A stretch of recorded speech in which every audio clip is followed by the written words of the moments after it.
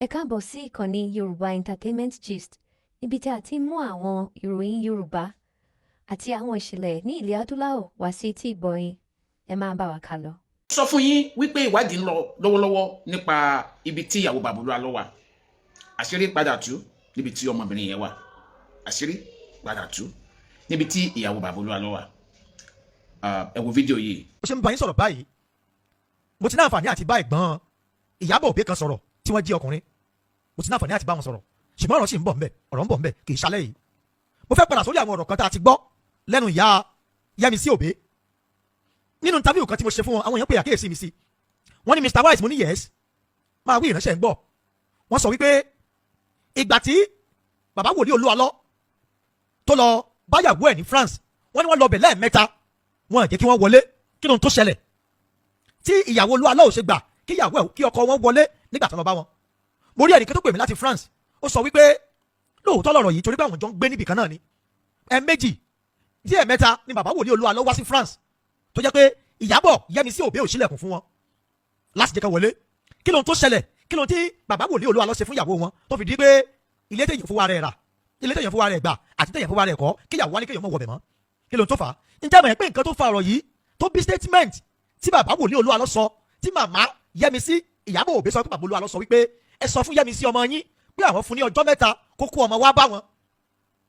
pé tí ò bá kọ́ ọmọ yẹn wá láàrin ọjọ́ mẹ́ta àwọn ò ní béèrè ẹ̀ mọ́ àti ìyàwó àtọmọ kí Jésù fi máa dé. Torí pé àwa ṣèwádìí síwájú, a rí bí ọ̀rọ̀ kì í síbẹ̀. Wọ́n ní kété tí wọ́n dé France, àwọn àwọ̀ kan ṣẹ̀ láàrin àwọn méjèèjì, ṣùgbọ́n tí àárín yẹn ò tí yàn sí wa. Ṣùgbọ́n lálẹ́ yìí ẹ gbọ́ wíníwíní lórí ètò láṣálẹ́ yìí, ẹ gbọ́ bí tá a fẹ́ nà pààrọ̀ sí. Ẹ máa láǹfààní àti gbọ́rọ̀ látẹnu ẹnìkan lálẹ́ yìí, Pásítọ̀ Ṣẹ́gun Oyèbọ́lá, báwo náà ṣe jẹ́ sí Bàbá Olúalọ́. Ìjà wọn fojú kan ìyàwó Bàbá Olúalọ́ rí, ìjà wọn rí wọn rí. Kí ló ń tó ṣẹlẹ̀ láàrin àwọn méjèèjì tí ọ̀rẹ́ tímọ́tímọ́ fi wá di ẹni tí wọn ò ní bára wọn sọ̀rọ̀ mọ́? Níbo ni ìyàwó Bàbá Olúalọ́ wà? Ẹ wá gbọ́dọ̀ lè ta ni ká béèrè lọ́wọ́ ẹ̀ nínú Bàbá Olúalọ́ àti àwọn ìdílé ìyàwó wọn. Ta ni ká béèrè lọ́wọ́ ẹ̀ torí pé ọ̀rọ̀ kì í síbẹ̀, mẹ́sẹ̀jì pọ̀ lóríṣiríṣi. Màmá mo wá díẹ̀ díẹ̀ ní alọ́rin àjò tó pọ̀ lẹ́nu ànánsẹ́ni, àgbà oríṣiríṣi pè lẹ́nu ànánsẹ́ni kí ọ̀rọ̀ yìí kó lè bá tẹ̀síwájú. Ẹ̀yin dẹ́ ṣì ń pè wá náà, mo dúpẹ́ lọ́wọ́ yín, ojú òní ti. Hello. Ẹ káalẹ́ sà. Ẹ káalẹ́ o. Ẹ jọ̀ọ́ sí bàbá wòlíì Olúwaṣẹ́gun Oyèbọ́lá ni mo bá sọ̀rọ̀. Bẹ́ẹ̀ni sà, ẹjọ́ ta ló sọ̀rọ̀ sà. Orúkọ mi ni MC Wise, mo sì wà lórí ètò lálẹ́ yìí. Ṣé ẹ ti gbórúkọ yẹn rí sá? Ṣé ẹ gbọ́ Wise rí? Àwẹ̀ mi ò lè sọ pé mi ò gbọ́ rí, but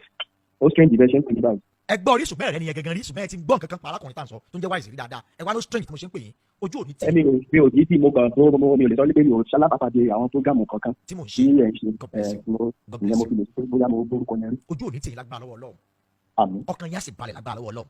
Àmín. Gbogbo ohun tẹ́ ẹ ti ṣiṣẹ́ fún láyé kò ní tójú yín bàjẹ́. Àmín. Tẹ́ ẹ bá tún sí láyé mọ́, gbogbo ohun tẹ́ ẹ ṣe wàhálà fún òní bàjẹ́ lẹ́yìn yín. Àmín. Torí láàrú téèyàn ṣe wàhálà fún ọmọ àti gbogbo iṣẹ́ ìrìnsẹ́ tọ́lọ́ bá kó léèyàn lọ́wọ́ tí ò bá ti bàjẹ́ lẹ́yìn yẹn, á jẹ́ pé ibi téèyàn lọ dáa nìyẹn o. Bẹ́ẹ̀ni bẹ́ẹ̀ni sà. God bless you daddy. Ẹ ṣé tẹ́ gbà mí láàyè láṣálẹ́ yìí, gbogbo ayé ló ń wò wá tí mo ṣe ń bá yín sọ̀rọ̀ yìí. Ṣùgbọ́n nǹkan kan wà tí mo fẹ́ kọ́kọ́ bí yín lé tí mo kọ́kọ́ fẹ́ sọ lórí ètò yìí, tí ọ̀rọ̀ bá bí yín nú, ẹ má gbé ẹnikẹ́ni ṣépè, ẹ má sọ̀rọ̀ òdì, ẹ sì má bu ẹnikẹ́ni. Ṣùgbọ́n tí mo fẹ́ béèrè lọ́wọ́ yín tó bá ṣe rí ni kẹ́ ẹ ṣe sọ. Báwo lẹ ṣe mọ bàbá wòlíì Sam Olúalọ́? Ẹ má bínú sà, mi ò ní lè sọ̀rọ̀ lórí láìpẹ́ báyìí lórí nǹkan tẹ́ bí nílé mi. Ẹ jọ̀ọ́, mo appreciate bẹ́ẹ̀ ṣe pè mí, bọ̀ mi ò ní lè sọ kankan lórí ohun tẹ́ béèrè lọ́wọ́ mi. Ó dà, Pásítọ̀ Ṣẹ́gun Oyèbọ́lá, Yes sir. mo mọ̀ pé àwọn kankan ti wà, àwọn èèyàn kan ti pè ní lóríṣiríṣi tó dàbí ọ̀rọ̀ tó ń dùn yín lọ́kàn. Ẹ jẹ́ kí n sọ nǹkan fún yín lórí ètò láṣálẹ́ yìí. Nítorí Jésù Kristi tó wá sáyé tó kú fún ẹ̀ṣẹ̀ mi àti yín. Ẹ má ro tèmi ọmọ kékeré tí mò ń bá yín sọ̀rọ̀, ṣùgbọ́n ẹ ro ti ìpè Mósè Orímọládé, ipò bàbá Ọ̀ṣọ́fà àti Ayọ̀ Babalọ́lá mo fi bẹ̀ yín. Ẹ jọ̀ọ́ nítorí Ọlọ́run. Torí tẹ́ ẹ bá sọ̀rọ̀, àwọn kankan wà tó ṣókùnkùn sáwà. Mi ò ní kẹ́ ẹ sọ bàtà yẹn àti Bàbá Olúalọ́ ti bẹ̀rẹ̀, ṣùgbọ́n ǹjẹ́ mo Bàbá Olúalọ́? Mo mọ̀ wọ́n. God bless Mo you. mọ̀ wọ́n. Ó tọ́dún mélòó bẹ́ẹ̀ tẹ́ ti mọ́ra? Àṣeyà pé láti 2005. 2005, tábánikà wò 20 years ago. Bẹ́ẹ̀ni sà. God bless you. Ohun tá a gbọ́ nínú ìwádìí ni wípé ẹ̀yin méjèèjì jọ lọ sẹ́mínárì, Bẹ́ẹ̀ni sà. ẹ̀dẹ̀jọ bẹ̀rẹ̀ iṣẹ́ ìránṣẹ́ yìí. Bẹ́ẹ̀ni sà. Bàbá wòlíì Olúwaṣẹ́gun Oyèbọ́lá, nígbà tí ẹjọ́ wá bẹ̀rẹ̀ iṣẹ́ ìránṣẹ́ gẹ́gẹ́ bí wòlíì ìsira yín, ẹjọ́ ní papọ̀ nílùú Èkó dáadáa, ẹjọ́ jẹ́ ẹjọ́ mú. Mo sì mọ̀ pé èèyàn bá yàn rìn kó mọ̀ wá ẹ̀. Ẹnu gbà tí ẹ bá bàbá wòlíì Olúalọ́ rìn, bóò ni wà wọ́n ṣe rí sí yín? Ṣe rí ẹ ní bínú sí mi. Ká mọ̀ lọ bẹ̀. reason tó jẹ́ kí n sọ pé mi ò fẹ́ sọ nǹkan kan fàì ọ̀rọ̀ kan wà lẹ̀ tó ń jà rìnrìn ohun tí mo sọ tàbí tí mo mọ̀ náà ló ṣì ń di ni mo ti sọ pé mi ò ní sọ nǹkan kan nípa mo mọ̀ wọ́n bí ìránṣẹ́ Ọlọ́run ẹ̀jẹ̀ ìrada dúró báyìí. God bless you. ẹ wá já wo gẹ́gẹ́ bí ìránṣẹ́ Ọlọ́run tẹ́jọ jẹ́ síra yìí agbọ́n nǹkan kan tó ń ṣẹlẹ̀ nípa ìyàwó wọn wọ́n sọ wípé ẹ̀yin lẹ ṣe Rotimi Daniel pé tó béèrè nípa ìyàwó bàbá Olúwalọ kí ló tẹ̀lé sọ́pọ̀ ìsọ́fẹ́ kan. wẹ́ do ọ̀rọ̀ tẹ́ béèrè yìí mo mọ̀ pé àwọn kọ̀ọ̀kan mo ti rí nǹkan kan ní online táwọn kọ̀ọ̀kan ti ń sọ̀rọ̀ nípa ìtọ́jú tí ń correct impression yẹn nípa Rotimi Daniel fúnra yìí náà bóyá bí ọ̀sẹ̀ bíi mẹ́ta sẹ́yìn àbí kan program kan tó ṣe àwọn náà correct impression mi ò mọ nǹkan kan bọ́rọ̀ yẹn ṣe dé orí internet àbí bó ṣe dé online èmi kọ́ mo lọ bá Rotimi Daniel pé báyìí ni kìíní ṣe rí àwọn náà fẹ́ bá mi sọ̀rọ̀ wọ́n ti wá mi àti bá mi sọ̀rọ̀ and meanwhile conversation wa òun náà ni òun táyé gbọ́ sọ tí mo dẹ̀ lè sọ ń bẹ̀ mo nìyẹn kì í ṣe mi ni mo gbé ọ̀rọ̀ lọ nígbà tí nínú kíní táwọn sọ tọ́bi correct yẹn wọ́n ló ti tọ́tẹ̀ mẹ́ta táwọn ti bẹ̀rẹ̀ kíní sọ̀rọ̀ kó tó di fáwọn gẹ̀ẹ́tì mi àkọ́dé tí mo tán sọ lórí ẹ̀ bó dẹ̀ ṣe rí náà nìyẹn torí ìjọba máa sọ̀rọ̀ wọ́n ní àwọn pẹ́ táwọn ti ń try láti get in touch pẹ̀lú mi so bọ́ọ̀rọ̀ ṣe lórí internet in fact ọ̀rọ̀ tá a jọ sọ gan kò ní ṣe pẹ̀lú ọ̀rọ̀ ó ṣe ìyàwó kò ṣe ìyàwó bàbá Olúwalọ kò ní kankan ṣe pẹ̀lú ẹ̀ ìlè different thing entirely so bọ́ọ̀rọ̀ ọ̀rọ̀ ìyàwó ṣe jáde ìmọ̀ nǹkan kan fà tó mo kàn sọ ilé for clarity for clarification so kí gbogbo àwọn tó ń gbọ́ mi kán lè mọ̀ pé mi ò mọ́wọ́ mi ò mẹsẹ̀ mi ò lọ́wọ́ ní ẹ̀ tó ìdílé gbogbo èèyàn náà ló máa gbàgbọ́ o but as far as I'm concerned èmi ò mọ̀ bọ́ọ̀rọ̀ yẹn ṣe dé orí online tàbí bó ṣe dé ọ̀dọ̀ Mr. Rotimi meanwhile ẹni tá à ń sọ̀rọ̀ ẹ̀ náà ó kú wà láyé ó dẹ̀ mọ̀ pé òótọ́ as far as I'm concerned òótọ́ náà sọ fáwọn ìjà ó dẹ̀ mọ̀ pé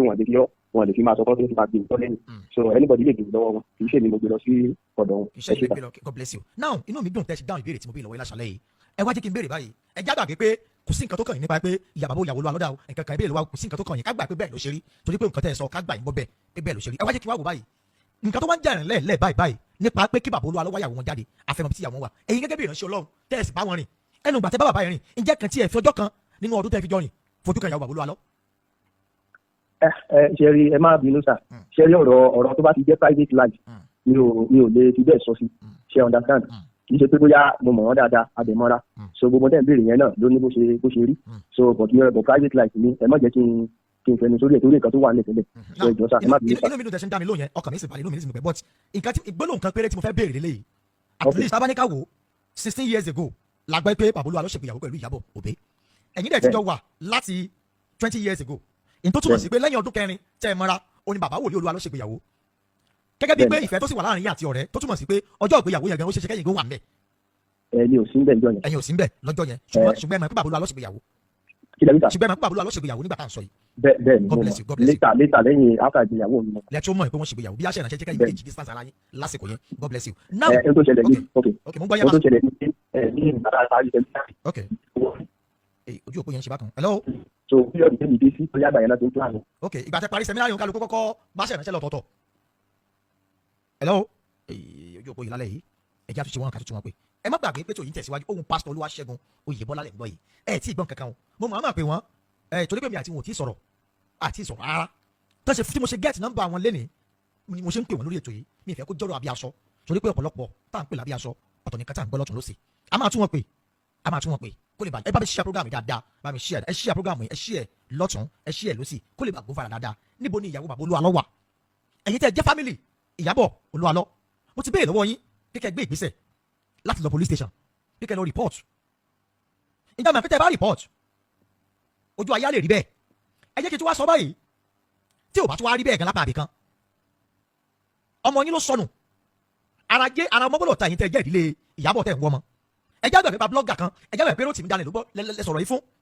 láti ìjẹta báyìí èmi àti ẹ̀gbọ́n Ìyábọ̀ ọkùnrin kan sọ̀rọ̀ ṣùgbọ́n tí wọ́n sọ kò tí tó àsìkò àti gbé fẹ́mọ̀ Nàìjíríà ṣùgbọ́n èmi mọ̀ yìí pé Ìyábọ̀ Òbé ó wà ní apá àbí kan lágbàáyé tí ò tí yàn sẹ́ni kankan ẹ má gbàgbé pé ìyá yìí sọ wípé ó tó àsìkò kan àwọn ò lè bọ́mọ yìí sọ̀rọ̀ mọ́ ìbéèrè tí wọ́n fẹ́ béèrè ni pé ta ló búlọ̀kù nọ́mbà ìyá ẹ̀ lórí fóònù ọmọ torí bẹ́ẹ̀ má gbàgbé pé ìyá ti sọ pé Olúwalọ bàbá Olúwalọ bí àwọn wọn sọ pé kán sọ fún Ìyábọ̀ hello sir ojú òpó yẹn ló ń ṣe balabala ẹ fẹ́ sọ̀rọ̀ kẹ́ nígbà tẹ́ parí sẹ́mínárì ẹni iṣẹ́ ìránṣẹ́ gbé yín lọ́tọ̀ọ̀tọ̀ ìgbà tẹ́ dé palẹ̀ mọ̀ fẹ́ ṣègbéyàwó àbísà hello ṣé àgbọ̀ mi sọ mo ní ẹni ìgbà tẹ́ ṣe pẹ́ parí sẹ́mínárì tán ẹ̀yin náà bá ti ń lọ sílùú mi àwọn náà bẹ̀rẹ̀ iṣẹ́ ìránṣẹ́ tiwọn. nẹ́tíwọ́ọ̀kì yẹn ò ṣe dáadáa o. ṣe ti ń gbọ́ báyìí ṣe ti ń gbọ́ mi báyìí. ẹ sọ pé lẹ́yìn ìgbà tẹ́ parí sẹ́mínárì ẹ̀yin méjèèjì iṣẹ́ ìránṣẹ́ separate ní díẹ̀ last time kan.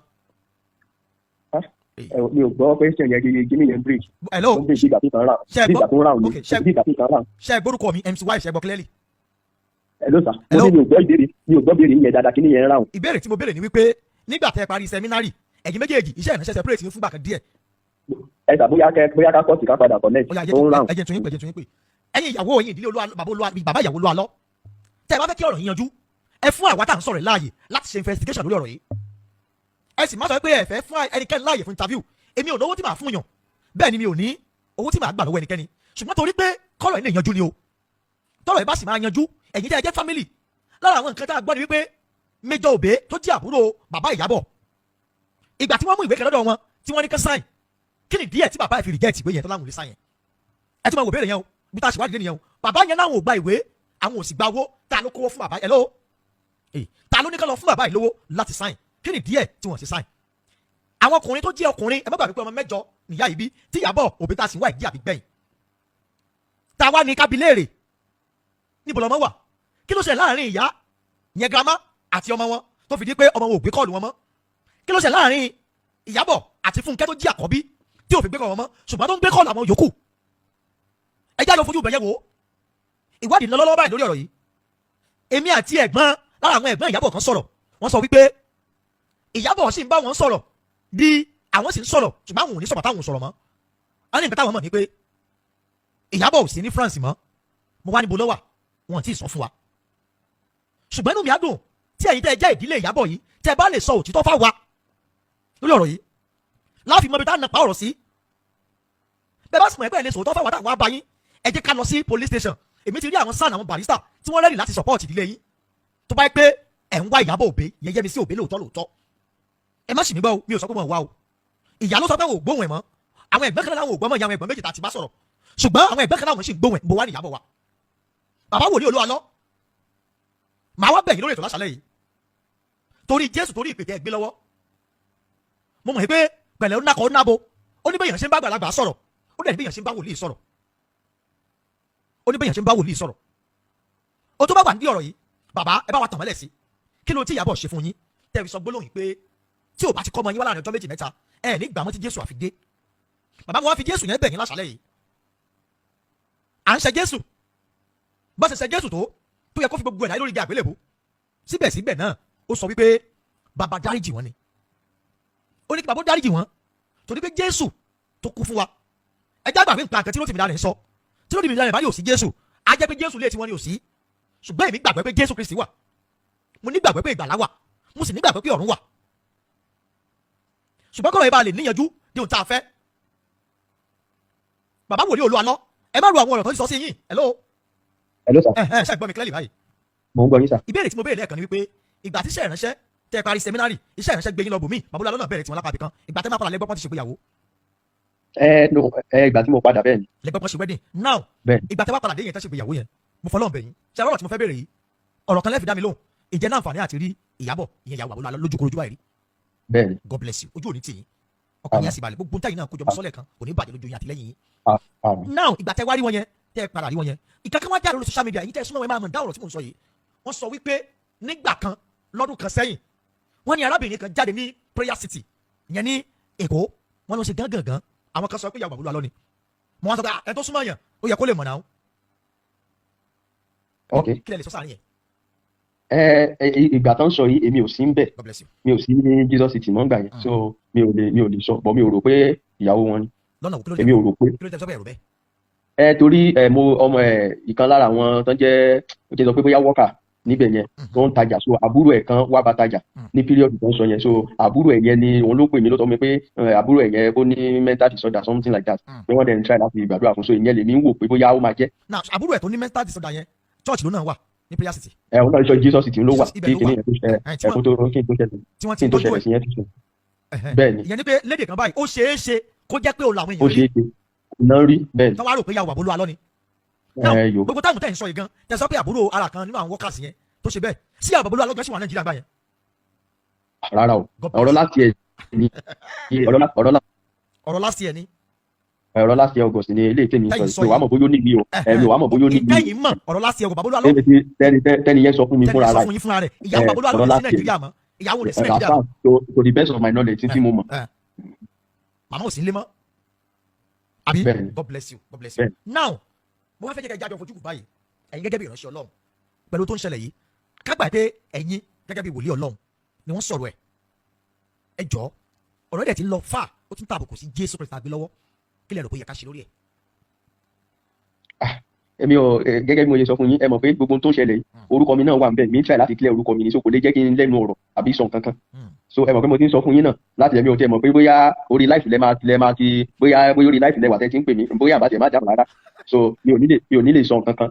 nípa ẹ̀ because èmi náà wà involve so reason nípa pé wọ́n lẹ́yìn lẹ kọ́kọ́ bẹ̀rẹ̀ èmi mo gbọ́rọ̀ èmi mo kò rí bẹ́ẹ̀ ẹ mo ti despite the fact pé mo ti clear ṣùgbọ́n mo pé ohun tó lù ẹ bá sọ ọ́sìn òun náà máa fẹ́ dì mú ṣe understand so ẹ jẹ́ kí n rọra wà lẹ́gbẹ̀ẹ́ jẹ́gẹ́dẹ́ mi inú mi kàn ẹ má bínú sà. pẹ̀lú àwọn ọ̀rọ̀ tí mo ti gbọ́ ẹ ti clear ọ̀pọ̀lọpọ̀ fáwọn èèyàn tó ń wò mí láṣálẹ́ yìí nípa wèrè tó jáde ẹni tó wà mental disorder tẹ̀sán pé bẹ́ẹ̀ pé August ìyá ò sí lé mọ́ ẹni báyìí ara àwọn àbúrò workers dẹ̀ nílùú ẹ̀ṣẹ̀lẹ̀ sí ẹ̀rẹ̀ ìgbà tẹ̀lé wà ń bẹ̀ tí ó yẹ pé ẹ fojú kan ìyàwó bàbá wòlíì Olúalọ́ tí wọ́n wà òkè ṣé ẹ̀kẹ́sì ẹ̀rọ ọmọ wọn rí àwọn ọmọ mẹ́tẹ̀ẹ̀ta. wọ́n tó travel tó lọ́dún pẹ́sàn ti travel mo rí méjì ẹ̀rí méjì mo mọ méjì. ẹ̀hún tí a gbọ́ ni wípé ìgbà tí ìyàgẹ́ wà Nàìjíríà méjì náà ti bí ẹyọ kan tó kù wọn bí sí France ni. bẹ́ẹ̀ ni. ohun tí a gbọ́ nìyẹn now ìbéèrè kan wá wà tí ẹjọ́ nítorí Ọlọ́run ilé ẹ̀gbọ́n dá mi lóhùn a gbọ́ wípé ok ìgbà tẹ máa rí ìyàwó Olúalọ́ yẹn ṣé lè kó náà ń gbé ní àbẹ́kìtì. ẹ wo ṣe rí private life wọn ni ẹ ṣe rí tó bá jọ̀rọ̀ tèmi tó bá ẹsà ẹ má bínú ta tó bá jọ̀rọ̀ tèmi ní báyìí á yìí fún mi láti dáhùn ó yé mi torí pé ó tàn bá fi ẹ mọ̀ pé ẹ má bínú ta iṣẹ́ tàn bá fi rán yàn èèyàn gbọ́dọ̀ jẹ́ ṣe understand. ta sọ wípé ẹ wà involve gan láti ilẹ̀ ẹ tún lè sọ̀rọ̀ jù láti ilẹ̀ ó á yìí ó máa rò mí lọ́rùn láti lè sọ ẹ̀sọ́ rí ẹ̀jọ́ sà ẹ ṣe sà. ṣùgbọ́n nǹkan tẹ̀mí kan sọ láàrin yẹn ni at least gẹ́gẹ́ bí ìwádìí tá a ṣe wọ́n sọ pé nígbà tẹ́yìn náà wà lọ́dọ̀ wọn ẹjọ́ ṣiṣẹ́ lẹ́kọ̀ọ́ nǹkan kan mo dẹ̀ ti yọ tí mo fẹ́ yọ mẹ́ lágbára lọ́wọ́ Ọlọ́run ojú òní tìyìn lágbára lọ́wọ́ Ọlọ́run iṣẹ́ ìránṣẹ́ tí yín náà dẹ̀ ní wó iṣẹ́ ìránṣẹ́ yóò ní wó iṣẹ́ ìránṣẹ́ yóò ní wó iṣẹ́ ìránṣẹ́ yóò ní wó gbogbo làálàá ilé ayé yìí tí Jésù bá dé ohun mìmọ́rí òní fọ̀ sí yín. bẹ́ẹ̀ bá jọmọ Nàìjíríà especially tí o bá tún dé ọ̀run ìyá méjì ní o. ìyá ọ̀nà méjì ní. tẹ́lẹ̀ bá sì jọmọ Amẹ́ríkà ọmọ tó bá sì lọ sọ́nù kejì ó sì gbádùn láyé ṣùgbọ́n Nàìjíríà gẹ̀rẹ́ apẹ̀rẹ̀ ọ̀run àpáàdé kékeré ni. ó lágbára ó ní agbára. Ọlọ́run aláàánú ò ní fi yín sílẹ̀ lágbára lọ́wọ́ Ọlọ́run. ẹ wá gbọ́ bí mo sọ lórí ètò ìkẹ́tọ́ máa láṣálẹ̀ yìí ó ní wípé mo gbọ́ wípé mo dẹ̀ mọ̀ wípé ọ̀rọ̀ yẹn ti yanjú gbogbo tó bá wà láàrin ìgbàgbọ́ Olúalọ́ ẹ jọ̀ọ́ torí Jésù ẹ bá wa parí ẹ parí ìjà kálàáfíà síjọba. ó dà sà kò sí problem sà gbogbo tẹ́ ẹ bá lè ṣe táàrin méjèèjì àfikún torí pé ẹ̀yin méjèèjì ó lajú síbi tí babalọ́lá wà àtijọ́ kan abábìyín lè rí pé ẹ̀yin ọmọ ohun tí mo ní ẹ̀ ṣe láyé ṣe dáadáa. kò sí wàhálà sà. God bless you. Ọlọ́run àfún wa. ẹ bá mi dárúkọ yín lẹ́ẹ̀kan sí kẹ́tọ́ máa lọ ẹ bá mi dárúkọ yín lẹ́ẹ̀kan sí kẹ́tọ́ máa lọ. orúkọ mi ni ajínrere àti olùṣọ́àgùntàn Ṣẹ́gun Oyèbọ́lá tí gbogbo ayé mọ̀ sí Pastor Ṣẹ́gun. Pastor God bless you Ṣẹ́gun sir. God bless you ẹ ṣé gan ni o tábà tó lè nígbà míì lórí ọ̀pẹ̀ ìdáwà ló. nípa orí ọ̀fẹ́ Ọlọ́run. Jésù sì ní fi wá sílẹ̀. àmín ẹ ṣé sà. ó náà lè ṣe bẹ́ẹ̀ tí lórí ètò láṣálẹ̀ yìí mo wá fẹ́ parí ètò báyìí ìwádìí tẹ̀síwájú kí làwọn kan tá a gbọ́ lẹ́nu ẹ̀gbọ́n Ìyábọ̀ Òbí tó jí ọkùnrin kí ló ń ta abẹ́lẹ́nu wọn. ìbéèrè tèmi wá lélẹ́yìí kí ló ń tó fà á tí ìyàwó bàbá Olúalọ́ ṣe sílẹ̀kùn fọ́kọ wọn lẹ́ẹ̀mẹ́ta tí wọ́n lọ sí France. ìgbà wo ni wọ́n sì kúrò ní France torí pé a gbọ́ wípé bàbá Olúalọ́ padà lọ sí France yẹn wọn báyàwó wọn bí tí wọ́n fi wọ́n sí mọ́. ibo wa ni wọ́n wà ẹ̀yin tẹ́ ẹ jẹ́ mọ̀lẹ́bí Olúalọ́ tẹ́ ẹ mọ̀ ń pààrọ̀ yìí à ń bọ̀ lọ́dọ̀ yín láti wá interview yín o ẹ̀yin tẹ́ ẹ sì jẹ́ ìdílé Ìyábọ̀ Òbí ẹ fún wa láàyè láti bá yín sọ̀rọ̀ kọ́rọ̀ ilé ìbànújẹ́ ẹ mọ̀ sí mo ní kẹ́ lọ police station kẹ́ lọ report. pásítọ̀ tó sọ̀rọ̀ tẹ̀yìn pásítọ̀ Olúwaṣẹ́gun Oyèbọ́lá lórúkọ wọn àwọn ni wọ́n ní àwọn àti bàbá Olúalọ́ jọ máa ń travel déédéé nígbà yẹn tí bàbá Násírì wòlíì Násírì ṣàlàyé wípé ṣé ó yẹ kó wá sórí social media tàbí ṣé ó yẹ kó lọ máa dragi pásítọ̀ Olúalọ́ lọ́dọ̀ Rótìmí Daniel and then tèmi náà dẹ̀ fẹ́ sọ wípé kí ló fà á tọ̀rọ̀ bá ṣẹlẹ̀ lẹ́yìn láàrin ẹ̀yin àti ẹ̀yin ìránṣẹ́ Ọlọ́run tẹ́lẹ̀ sẹ́tù ẹ̀ láàrin ara yín tí àwọn bàbá yẹn tẹ́yìn bàbá yẹn yóò bá sọ pé àbòkí wà lọ́jà kó yọ ọmọ tuntun wọ́ ẹ̀yin bàbá nínú iṣẹ́ ìránṣẹ́ táwọn tó tẹ̀lé yín bá ní gbólóhùn aṣọ kí ló tẹ́yìn bàbá yẹn ò kí dá sí i ká nígbà tọ̀rọ̀ yìí ṣẹlẹ̀ láàrin àwọn méjèèjì tẹ́yìn tẹ́ súnmọ́ wọn tàbí ẹ̀yin bàbá tẹ́ súnmọ́ wọn tẹ́ pé wọn tẹ́ yanjú ẹ̀ láàrin ara wọn ó ṣeéṣe káwọn nǹkan mi tó padà jáde bí ẹrẹ̀ kó má jáde Bíbélì sọ wípé kí a má sì jẹ́ kí ìyapa kó wà láàrin yín tí ó kò yẹ kẹ́yìn bàbá yẹn máa lajú sílẹ̀ débi pé ìránṣẹ́ Ọlọ́run wá sórí social media ó wá ń drag ìránṣẹ́ Ọlọ́run ẹgbẹ́ ẹ̀ débi pé àwọn tó ṣe kìrìsìtẹ́nì ó wá fún wọn ní ààyè láti máa sọ̀rọ̀ kùgbàkùgbé sí gbogbo kìrìsìtẹ́nì. ẹ jọ̀ọ́ ẹ take note of that area ẹ̀yin tẹ́ jẹ́ bàbá wa Yorùbá ní gbogbo aṣọ tá a bá fọ̀kọ́ la máa ń sá lóhùn Yorùbá ní inú ilé ẹni láti ń jẹ èkó tẹ̀lé onídodo tí ọ̀rọ̀ bá ṣẹlẹ̀ láàrin nínú ministry kan ẹ jọ̀ọ́ ẹ̀yin bàbá tẹ́ jẹ́ aṣáájú ń bẹ ẹ máa make sure pé ẹ ń dá sí ẹ dẹ́bi fẹ́lẹ́bi ẹ dẹ̀ dárí fẹ́láre point number 1. point 2 mo fẹ́ kí máànù Tọ́pẹ́ Kọ́láwọlé yẹn tún padà kọ́ ọgbọ́n lára pásítọ̀ Olúwaṣẹ́gun Oyèbọ́lá bó tilẹ̀ jẹ́ pé àwọn náà mọ̀ pé àwọn ti ṣe àwọn àìsèjọ tẹ́lẹ̀ ṣùgbọ́n ẹ rí pé wọ́n padà correct ara wọn báyìí wọ́n padà sí kí wọ́n correct ara wọn ní based on pé wọ́n sọ òwòtọ́ wọ́n àtọ́rí pé àwọn ní ìjà tàbí gbólóhùn aṣọ tàbí dúkù pẹ̀lú bàbá Olúalọ́ kí wọ́n máa pa irọ́ tàbí kí wọ́n máa fún wa ní gbódìdí sán. Ara ibi tí a ti fẹ́ kí Mr. Tọ́pẹ́ Kọ́láwọlé kọ́ ọgbọ́n lélẹ̀ because òun ló fún wa ní gbódìdí sán gbà yẹn tó fún Rotimi ní àwọn information àwọn wrong information tó yẹ kó fún nípa bàbá Olúalọ́ tó yẹ káwọn èèyàn máa rò pé èèyàn bẹ́ẹ̀ yẹn ni bàbá yẹn nítorí pé wọ́n ṣe kíni nítorí pé wọ́n àti bàbá yẹn nítorí pé kò pa àti bàbá yẹn mọ́ and you call yourself a man of God Mr. Tọ́pẹ́ Kọ́láwọlé so téèyàn bá jẹ́ ìránṣẹ́ Ọlọ́run a gbọ́dọ̀ rí nínú ìṣe àti wáyé kì í ṣe pé kò ti pé wà ó bàbá tó sọ pé ìránṣẹ́ Ọlọ́run ni mí Bíbélì sọ pé ní Antioch ní a ti pé àwọn ọmọ ẹ̀yìn ní Kristẹni torí pé kí ni wọ́n wà bí Kristẹni o ìwà wọn ló jẹ́ kó sọ pé àwọn Kristẹni lé ẹ̀ àwọn ọmọ ẹ̀yìn Kristẹni Bíbélì sọ pé nípa èso wọn láwùjọ fún wọn ó ní igi búburú kò lè so èso rẹ̀ bẹ́ẹ̀ ní gírè kò lè so èso búburú so ó kò dìgbà tó bá tó péré ní ìránṣẹ́ Ọlọ́run ká tó mọ̀ pé ìránṣẹ́ Ọlọ́run ni ẹ Mr. Tọ́pẹ́ Kọ́láwọlé so Mr. Tọ́pẹ́ Kọ́láwọlé ẹ jọ̀ọ́ ẹ ṣe àtúnṣe ẹ ṣe kí ni ẹ ṣe àtúnṣe now nínú àwọn ìwádìí táwa ń ṣe wọ́n ní Yẹ́misí wà láyé ó wà láyé ẹgbẹ́ MC White náà sọ àwọn tó súnmọ́ ìdílé yẹn kan náà ti sọ fún mi tí mo ti sọ náà fídíò sí méjì mẹ́ta sẹ́yìn pé àwọn kan tó súnmọ́ bàbá Olúalọ́ wọ́n ní kò sí náà tó ṣe Yẹ́misí yìí wá bẹ̀rẹ̀ kankan ṣé ti torí wípé bàbá Olúalọ́ àti Yẹ́misí ní gbólóhùn aṣọ ló jẹ́ kí Yẹ́misí gbé rẹ̀ pamọ́ ni àbí ohun àtàwọn ìdílé ẹ̀ ni wọ́n ní gbólóhùn aṣọ ṣé bàbá Olúalọ́ ló ṣe Yẹ́misí ni àbí àwọn ìdílé Yẹ́misí ló ṣe Yẹ́misí tí Yẹ́misí fi decide láti gbé rẹ̀ pamọ́ ìyẹn là ń tú lọ́wọ́ káàtì rí tú because láti jọ́ta láyé ti dáyé lọ́kùnrin ti ń kọ́ obìnrin lóbìnrin ti ń kọ́ ọkùnrin láti jọ́ta láyé ti dáyé dẹ́ni tọkọtìyàwó ti máa ní gbólóhùn aṣọ ṣùgbọ́n pátán nǹkan tó wá ti ẹ̀yìn gbólóhùn aṣọ bàbá àtìyàwó wọn jáde yìí ó yà wá lẹ́nu kí ló wá lè mú Yẹ́misí pòórá bí èso ṣé àwọn sọ́kọ ẹ̀ ni ó ṣe ni àbáwọn mọ̀lẹ́bí ẹ̀ ṣé instruction ọkọ ẹ̀ ni ló tẹ̀lé ni àbí instruction mọ̀lẹ́bí ẹ̀ àbí personal decision tiẹ̀ ìyẹn là ń wò pé kí ló lè sílẹ̀. Ìkejì ẹ̀gbọ́n Ìyábọ̀ kan ẹ̀gbọ́n Yẹ́misí kan wọ́n ló ní òun bá sọ̀rọ̀ kódà nígbà tọ́rọ̀ yìí bẹ̀rẹ̀ àwọn sì jọ ń sọ̀rọ̀ ṣùgbọ́n òun ò ní sọ ìgbà tó ń stop láti bá sọ̀rọ̀ mú. mo á fẹ́ béèrè nǹkan kan kí wá ló dé tírú ẹ̀gbọ́n yìí ò ṣe pé màmá wọn láti lè pé màmí èmi àti Yẹ́misí ń gbúrò ara òṣùgbọ́n kò fẹ́ bá yín sọ̀rọ̀ màmá lè mọ̀ wípé ọmọ òun wà láyé ẹ̀gbọ́n tó wá ṣẹ̀ṣẹ̀ wá ń sọ fún àwọn tó ń ṣèwádìí yìí ìyẹn ó ti sọ fún màmá wọn náà wọ́n tẹ́lẹ̀ pé màmí mò ń gbúrò Yẹ́misí o then nǹkan kan tó wá sì ń rú wa lójú lórí ọ̀rọ̀ yìí tá a tún sì ń wá tó jẹ́ ká sì máa wádìí ni wípé gbogbo àwọn ẹ̀gbọ́n Yẹ́misí tó ń sọ̀rọ̀ yìí kò sí lè tó tì rẹ́dì láti gbé ojú jáde kò sí lè tó sì rẹ́ tó tì rẹ́dì láti gbé ojú jáde nínú wọn pé èmi lẹ̀gbọ́n Yẹ́misí kó dẹ̀ fọwọ́ sọ̀yà wípé èmi tí mò ń sọ̀rọ̀ lélẹ̀ gbogbo wọn náà bí kan fún wọn ránṣẹ́ sáwà bloggers ni kí ló wá ń fà tí wọ́n fi ń hide identity ara wọn lórí wípé àfẹ́mọ̀ tí àbúrò wọn wà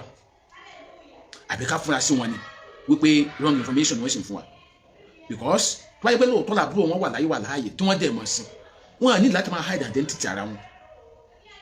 ìmí tẹ̀ bá tiẹ̀ sọ fún pé ẹ ṣé ẹ máa jẹ́ kí àwọn èèyàn ọmọ Nàìjíríà rí ojú yẹn máa lọ pé rárá òun fẹ́ wàhálà o kí ni wàhálà tí wọn ò fẹ́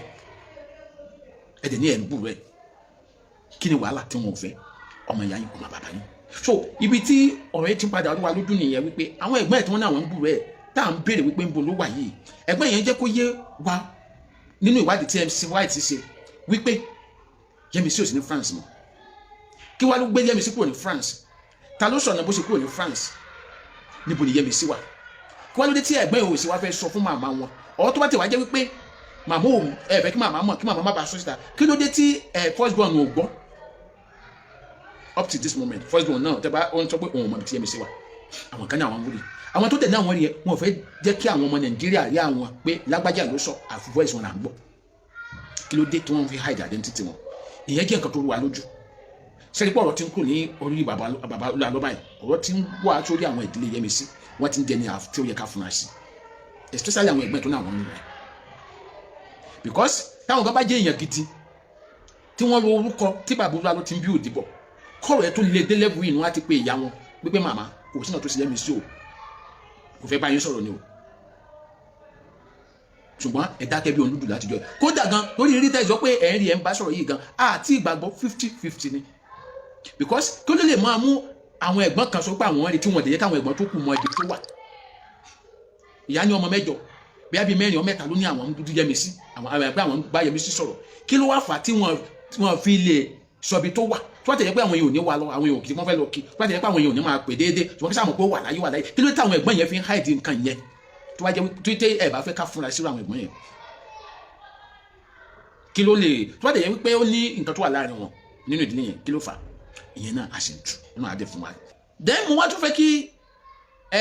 eléyìí clear sí gbogbo wa ṣé mo pé ńgbà tí mo release voice yẹn èmi náà sọ mo ní èmi ní ìgbàgbọ́ pé kì í ṣe ìyàwó bàbá Olúalọ ní alágànà tí wọ́n ní ó sá jáde nínú church wọn I said it in that video tí mo ṣe òun náà dẹ̀ ni bàbá yìí clear wípé alágànà tí wọ́n ń sọ last year ló ṣẹlẹ̀ ìyá dẹ̀ ni ó ti tó bí ọdún 5 àbí 7 táwọn ti ń wá Yẹ́misí so bàbá yìí Pastor Olúwaṣẹ́gun Oyèbọ́lá wọ́n jẹ́ kó yá wípé alágànà táwọn sọ yẹn kì í ṣe Yẹ́misí o so mo fẹ́ clear yẹn fún gbogbo wa wọ́n ní kì í ṣe Yẹ́misí táwọn wá ó sá jáde ní church bàbá Olúalọ àmọ́ ìbéèrè kan tó wà tó ń wà lójú tààtọ́ sì ń dì kí ló lè fà á tí Yẹ́misí ò ṣe gbà kí bàbá Olúalọ wọlé lọ́jọ́ tí wọ́n lọ according to nǹkan tí a gbọ́ wọ́n bí ẹ̀mẹ́ta bàbá lọ France bàbá ló gbé ẹ lọ bàbá fẹ́ ní slọ́kà ó bímọ fún wọn wọ́n jẹ́rìí sí Ọlọ́run táyé mọ̀ wọ́n wá ló lè fà á tí ò fi gbà kí wọ́n wọlé mọ̀ pé òkodoro ọ̀rọ̀ ẹ̀ sì máa hàn sí gbogbo wa ní gbangba concern tiwa pàápàá fẹ́yìn tẹ́ ń sọ wípé kí ló kàn wá ń bẹ̀ ó kàn wá o yes because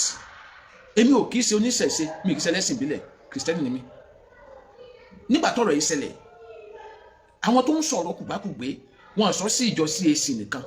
wọn àdẹ̀ sọ sí bàbá Olúalọ nìkan gbogbo Kristẹni ni wọn kó papọ̀ ṣé ń gbọ́ mi so nígbà tá a dẹ̀ ti wá padà rí ojútùú ọ̀rọ̀ tàbí tá a ti ń rí ojútùú ọ̀rọ̀ wípé àwọn ìdílé Yẹ́misí ní ọ̀rọ̀ láti wọ́n lẹ́jọ́ jẹ́ so a gbọ́dọ̀ padà jẹ́ káwọn èèyàn mọ̀ nípa bó ṣe ń lọ because etí tó ti ní Yorùbá ní etí tó bá ti gbọ́ àlọ́ kì í gbọ́ àbọ̀ ṣùgbọ́n lọ́rọ̀ ní eléyìí a fẹ́ kí etí tó ti gbọ́ àlọ́ kó gbọ́ àbọ̀ because up to this moment àwọn èèyàn sì fi ń release different videos on this same topic ara àwọn tó yẹ pé àwọn òtí ẹ̀fẹ́ gbọ́ àlàyé tá à ń ṣe àṣà wípé Olúalọ ń gbé ìyàwó ẹ̀ sí làwọn ń pariwo gbogbo àlàyé tá à ń ṣe ara àwọn tó yẹ pé kò tí clear sí tí wọ́n rò pé ara ń jí ni ara àwọn tó ń sọ so táwa kan ò bá wá jẹ́ kẹ́yìn kan máa mọ ibi tó ọ̀rọ̀ sí lọ ó ṣeéṣe kẹ́ máa believe àwọn yẹn pàápàá yẹn tẹ́ jẹ́ Kristẹni ó ṣeéṣe kẹ́ máa believe àwọn yẹn kẹ́yìn wá máa wọnú pé tó yẹ kí nǹkan báyìí máa ṣe láàrin àwọn Kristẹni tàbí àwa Kristẹni so list táwa fi ń fún yín ní update lè wá ń fún yín mo dẹ̀ gbé òṣùbà ńlá fún MC White àti Mr. Ojo Awugbemi mo gbé òṣùbà ńlá fún yín inú mi dùn gan mo dẹ̀ gbàdúrà wípé a ní ṣiṣẹ́ ṣe so inú mi dùn gan àjọṣepọ̀ wa kò ní bàjẹ́ o inú mi dùn gan ẹsẹ̀ tá à ń ṣe yìí ọ̀nà àtúnbọ̀ máa wà pẹ̀lú wa nídìí ẹ̀ ẹ bá mi share fídíò ìgbẹ́gbẹ́ yín olólùfẹ́ mi this is Ade Omade bye for now.